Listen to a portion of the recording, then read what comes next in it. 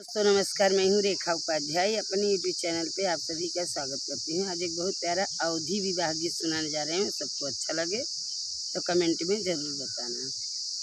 उगत सूरजवा रे बड़ा निक लागई, अरे डूबत की लाल लाल रे ललनवा, अरे डूबत की लाल गुलाल रे ललनवा।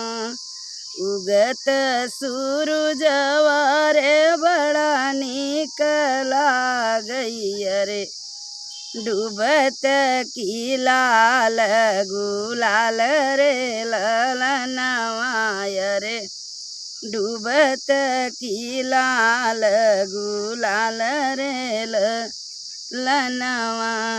कैसे कयाई बहिनी तोहरे के देसवा, ऐसा सुहाई तोहरी निया गिरे ललनवा, अरे सासु हाइनी तोहरी नी आगी रे ललनवा। सासु तहाई भैया चंदन लकड़िया, अरे आजू जलाई चाहे काली रे ललनवा, अरे आजू जलाई चाहे काली रे ललनवा।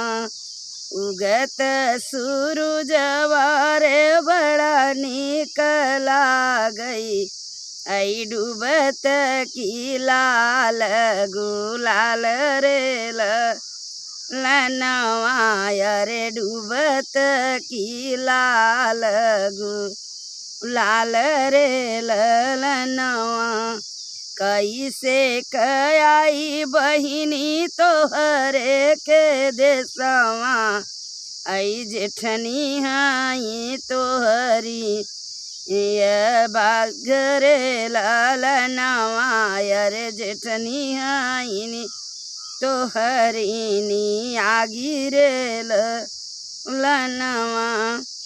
जेठनी तहाई भैया आधे कदरिया, अरे आजू अलगे होई चाहे काली रे ललनवा, अरे आजू अलगे होई चाहे काली रे ललनवा।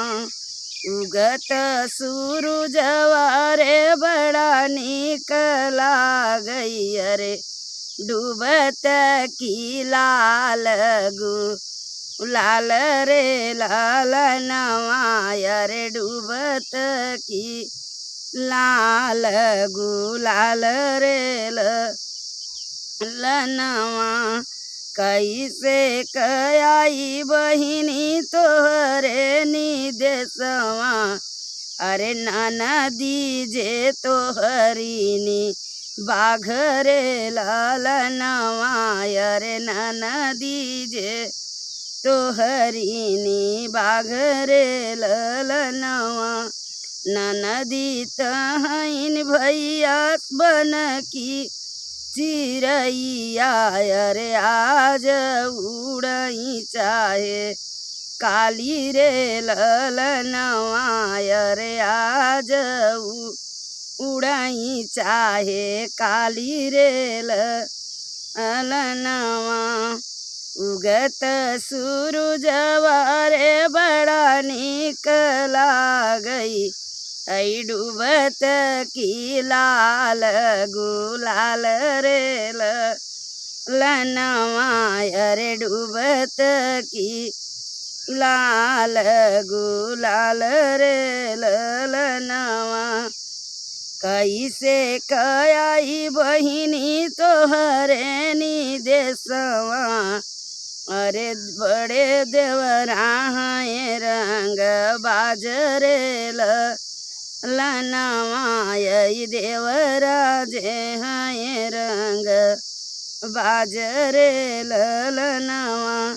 देवरा तहाए भैया लड़ी का नदनवा, आई पढ़ने के जाले निकाले जरेल लनवा आई पढ़ने के जाले का ले जरेल लनवा उगत सूरजवा रे बड़ा नीक लागई डूबत की लाल गुलाल रे लनवा यार डूबत की लाल गुलाल रे लनवा।